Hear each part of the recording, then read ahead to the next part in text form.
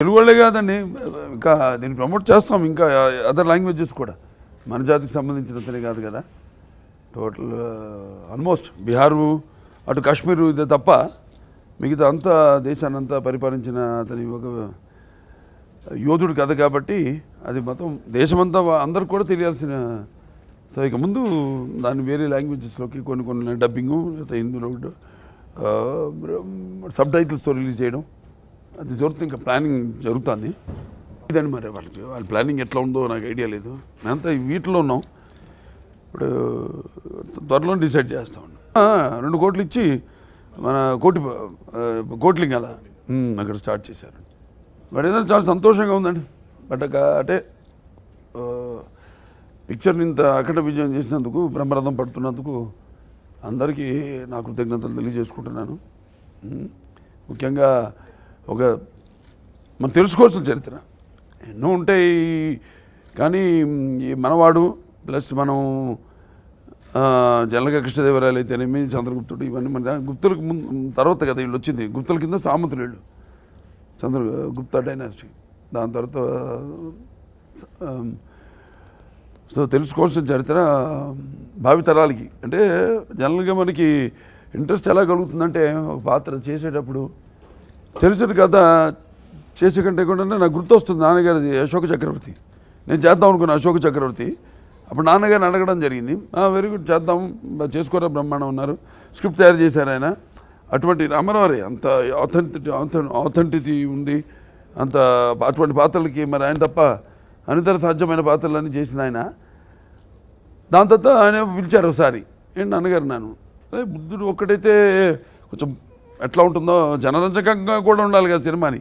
చూడండి అక్కడ జనరంగంగా ఉన్నది కూడా ఈ సినిమాలో మనకి తెలుస్తుంది. ఓ సినిమాని మనం ఎలా మోల్డ్ చేస్తాం అన్నది.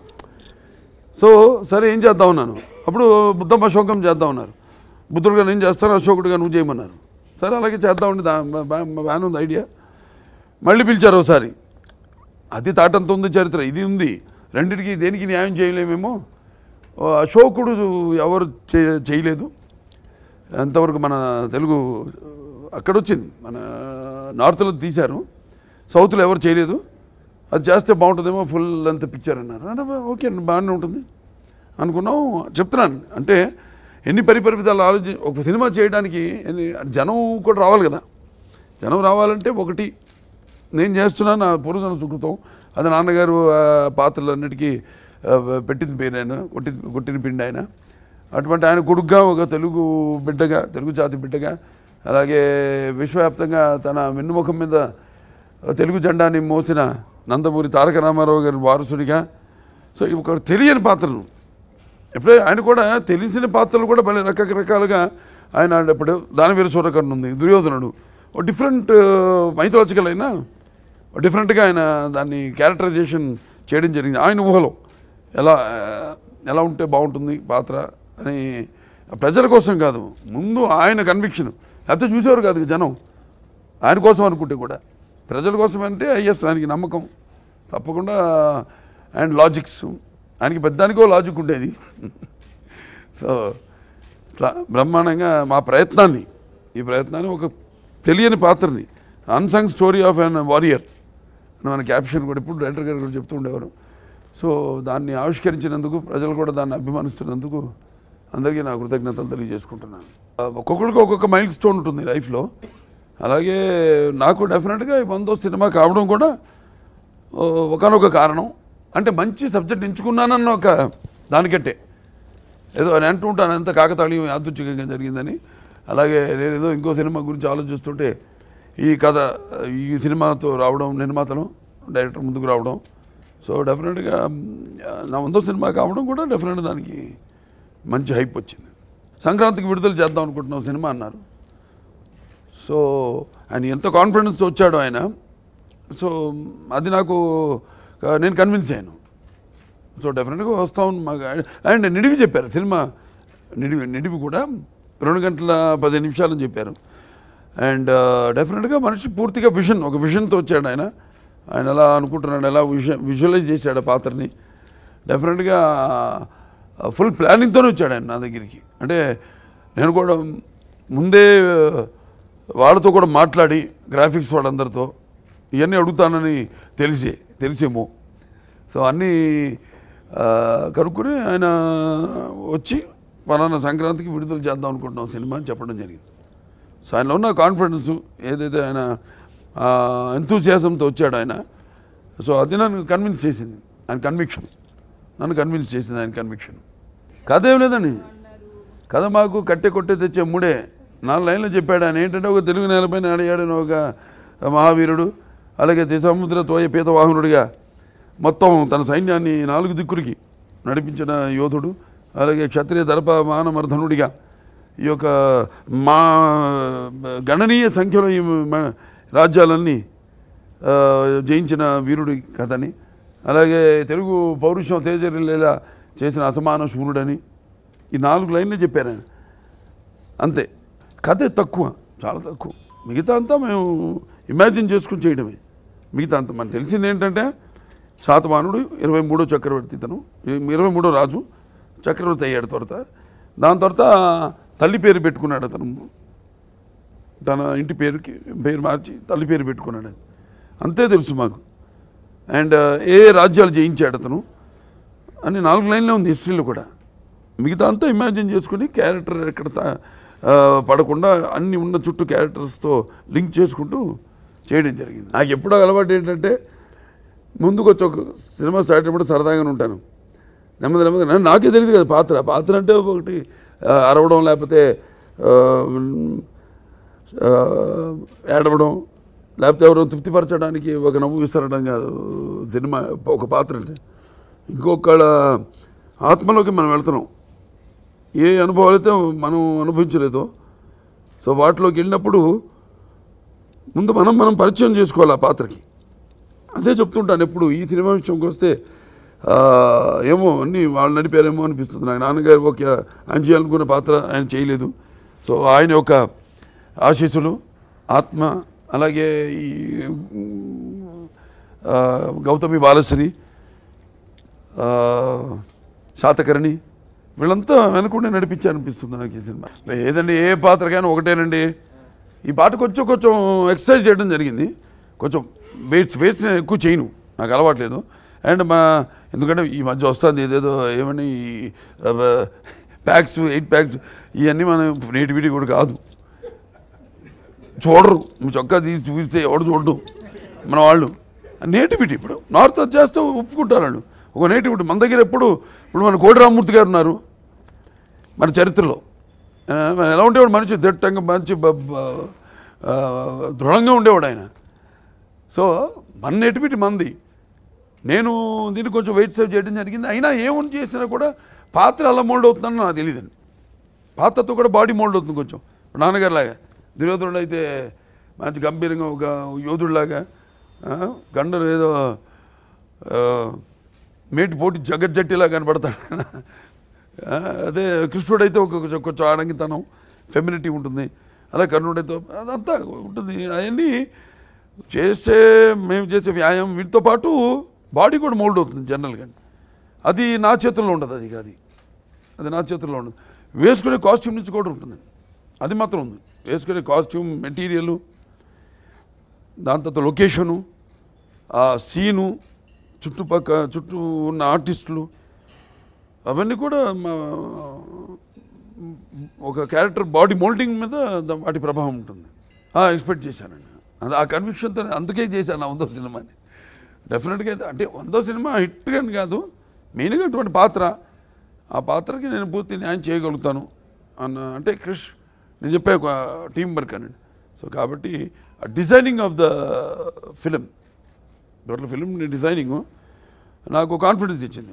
డెఫినెట్గా ఇది పెద్ద సక్సెస్ అవుతుందని. ఎందుకంటే ఒకటి ఇప్పుడు వెరైటీ అంటే తెలియని పాత్రే వెరైటీ, ఒక కమర్షియల్ ఆస్పెక్ట్ దాంట్లో ఏంటంటే తెలియని పాత్ర. సో డెఫినెట్గా దాని మీద నాకు పూర్తి నమ్మకం ఉండింది. పిక్చర్ పెద్ద సక్సెస్ అవుతుంది. అండ్ కాంబినేషన్, మ్యూజిక్ డైరెక్టరు కంచె చూశాను, అక్కడ అద్భుతమైన రికార్డింగ్ అది చేయడం, పాటలు అయితేనేమి రికార్డింగ్, మంచి బాణీలు, అద్భుతమైన బాణీలు సమకూర్చడం జరిగింది.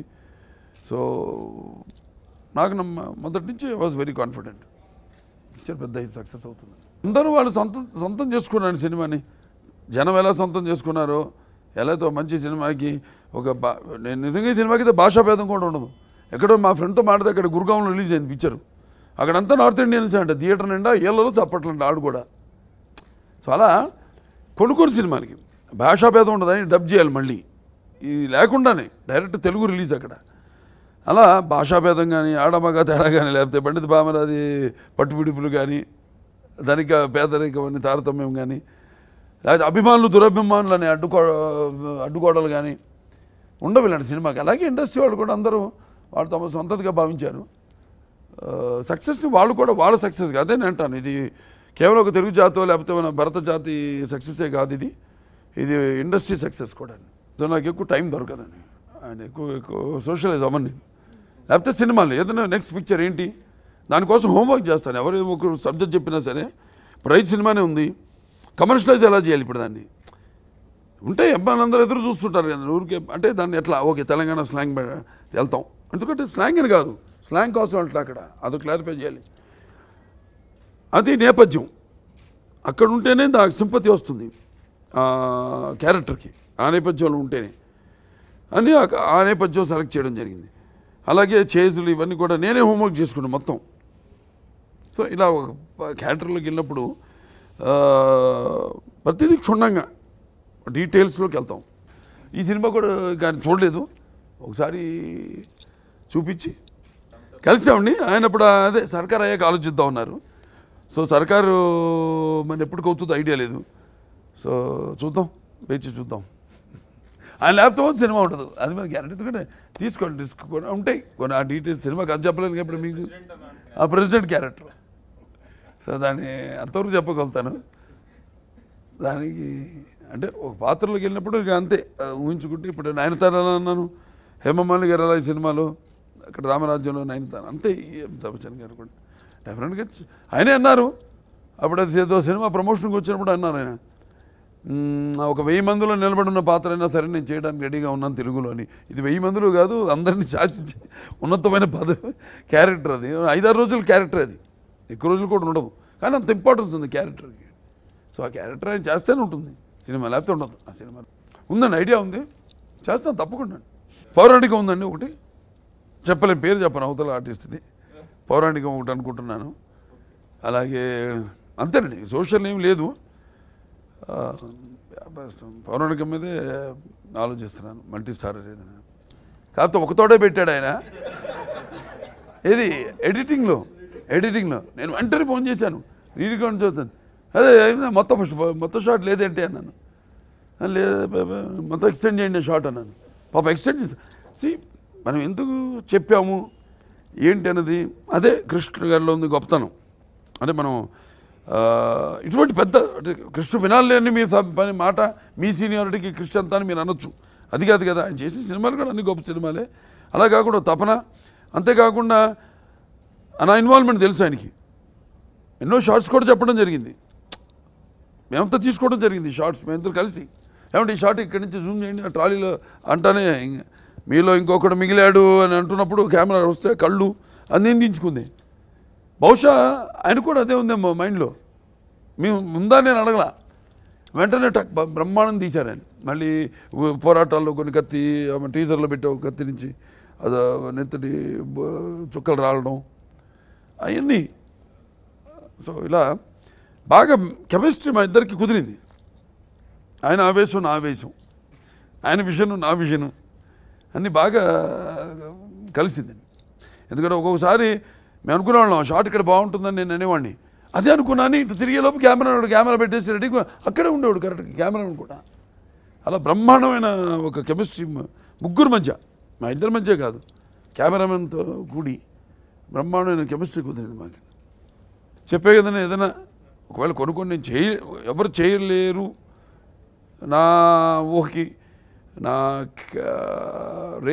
స్థాయికి, అంటే నా ఊహల స్థాయికి ఎవరు చేరుకోలేకపోతున్నారు అనిపిస్తే తప్పకుండా చేస్తాను.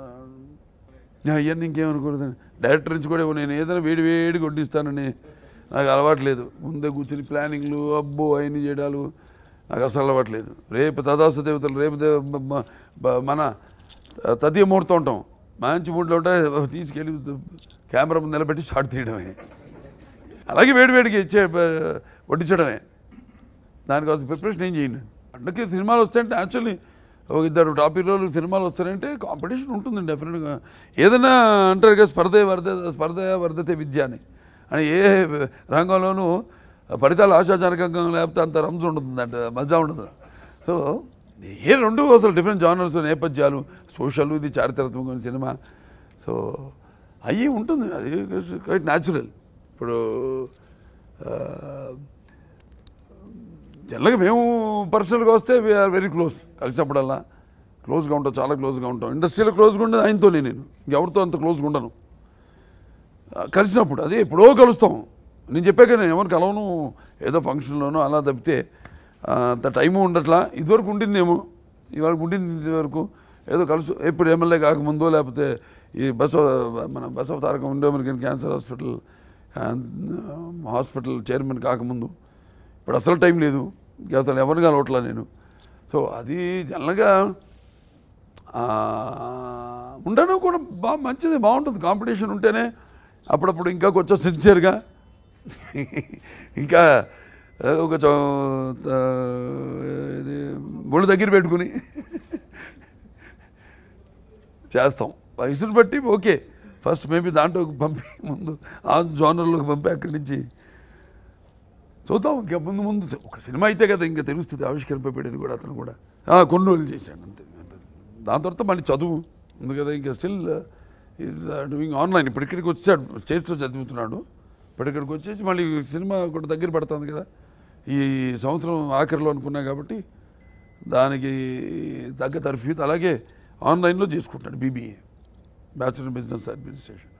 అందరూ చూస్తున్నారు, ఇంకా చూడమని అందరూ ఒకసారి కాదు, ఇప్పటికి 10 సార్లు చూసి చూడండి.